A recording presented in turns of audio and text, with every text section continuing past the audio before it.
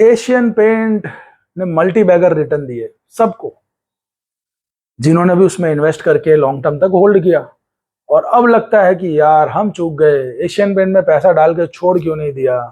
और अब इस भाव पे एशियन पेंट लोग लिए जा रहे हैं, क्योंकि ग्रोथ उन्हें उतनी नहीं मिल रही, भाव धीरे धीरे ऊपर जा रहे हैं, लेकिन वो मजा नहीं है जिन्होंने पहले खरीदा था और जिनके पैसे बन गए।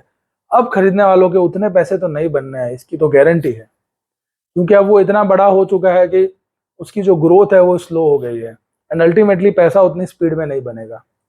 लेकिन इंडिया एक ग्रोइंग इकोनॉमी है, इंडिया में बहुत सारे हाउसिंग प्रोजेक्ट्स चल रहे हैं और कमर्शियली भी इंडिया बहुत ग्रो कर रहा है और आने वाले दिनों में भी करेगा। तो पेंट इंडस्ट्री की डिमांड तो बनी रहेगी, पेंट की डिमांड तो रहनी ही है।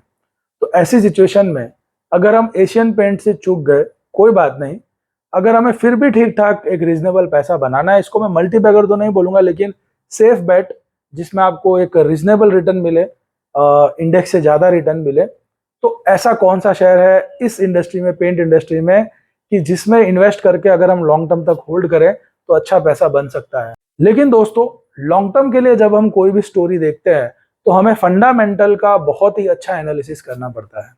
तो आज इस वीडियो में हम फंडामेंटली वो स्टॉक को डिटेल में एनालाइज करेंगे, फिर हम उसके चार्ट्स भी देखेंगे। हालांकि चार्ट्स इतने ज्यादा अवेलेबल नहीं है, लेकिन जो भी है उस पे से हमें जजमेंट आ जाएगा और थोरो फंडामेंटल एनालिसिस करने के बाद ये डिसीजन लिया जाएगा कि इसमें इन्वेस्ट करना चाहिए या नहीं। मुझे ये शेयर बहुत पसंद है, पर्सनली मेरा कोई इन्वेस्टमेंट नहीं है, हाँ, लेकिन मेरी वाइफ के अकाउंट में जरूर इस शेयर में निवेश है। मेरी तरफ से डिस्क्लेमर, मैं सेबी रजिस्टर्ड एडवाइजर हूं नहीं, इसलिए वीडियो एंटरटेनमेंट पर्पस के लिए है।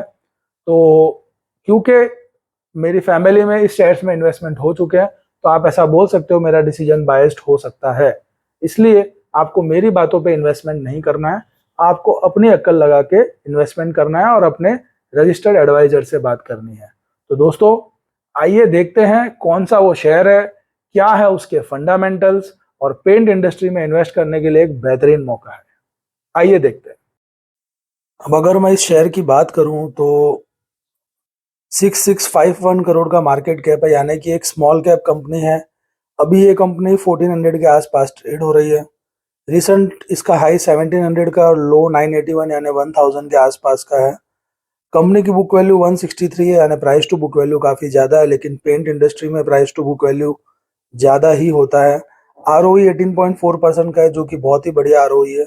10 रुपए की फेस वैल्यू है कंपनी की, और स्टॉक का पी अभी 46 पे ट्रेड कर रहा है। तो ये तो हुई इसकी एक जनरल इंफॉर्मेशन। इसके बाद अगर हम आगे बढ़ते हैं तो इसका 5 ईयर का पी भी अगर हम देखते हैं तो इसका जो एवरेज पी है कंपनी का, मीडियन पी, वो अवेलेबल नहीं है, क्योंकि रिसेंटली ये कंपनी जो है लिस्ट हुई है। अब कंपनी के फंडामेंटल में जो सबसे इम्पोर्टेंट चीज मैं देखता हूँ उसकी हम बात करेंगे अब, और वो है कंपनी के ग्रोथ की। तो ग्रोथ की अगर मैं बात करूँ यहाँ पे, तो बेहतरीन ग्रोथ है कंपनी की। आप देखिए 10 ईयर का कंपनी का जो सेल्स ग्रोथ है वो 37% है, और 10 ईयर का जो प्रॉफिट ग्रोथ है वो 72% है, और 10 ईयर की जो आरओई है कंपनी की वो 14% है। यानी सेल्स ग्रोथ, प्रॉफिट ग्रोथ में कंपनी ने बेहतरीन काम किया है। ऐसा आपको जनरली बहुत कम कंपनीज में देखने मिलेगा। एट द सेम टाइम अगर मैं रिसेंट ट्रेंड देखूं तो लास्ट 3 ईयर्स में 20% है sales growth. No doubt sales growth कम हो गई है, लेकिन 20% सेल्स ग्रोथ अभी भी बहुत अच्छी मानी जाएगी। उसमें भी आपको कैपिटल एप्रिसिएशन मिलेगा, और प्रॉफिट ग्रोथ 40% है। तो सेल्स जितने से ग्रो हो रही है, प्रॉफिट कंपनी का उससे डबल ग्रो होता है।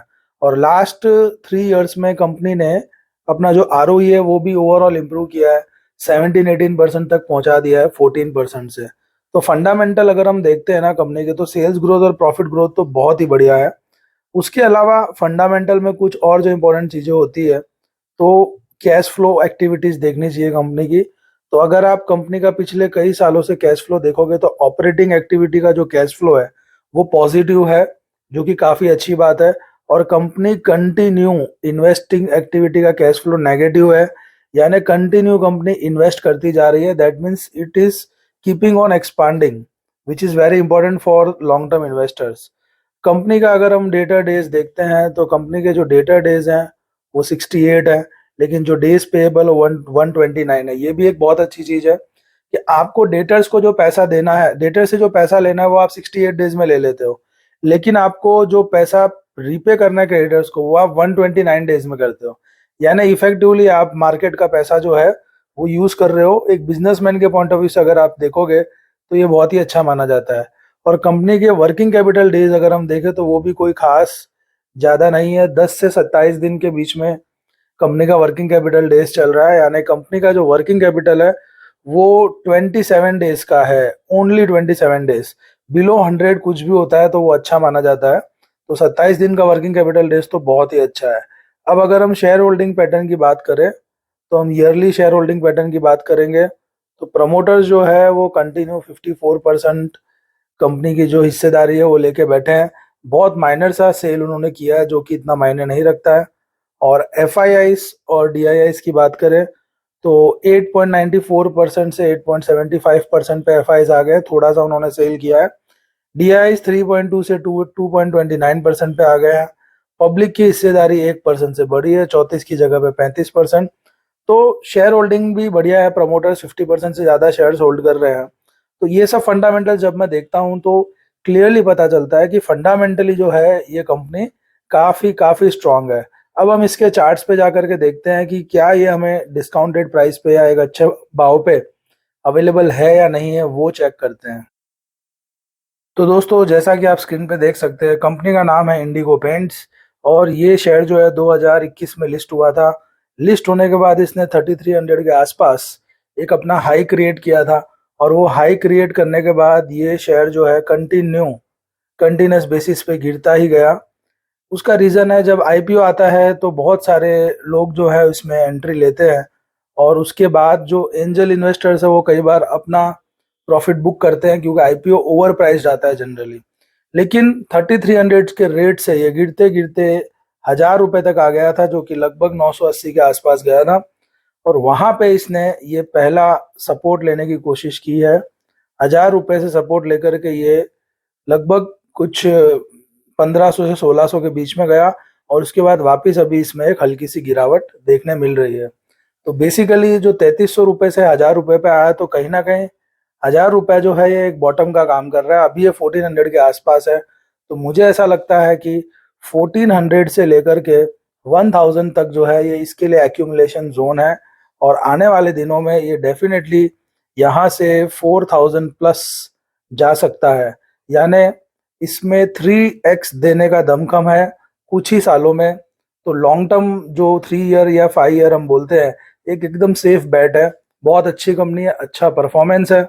मेरी तरफ से रेकमेंडेशन कुछ है नहीं, ये सिर्फ एंटरटेनमेंट पर्पस के लिए था। तो अगर आपको वीडियो अच्छा लगा हो तो लाइक करिए, शेयर करिए, सब्सक्राइब करिए। Thank you very much.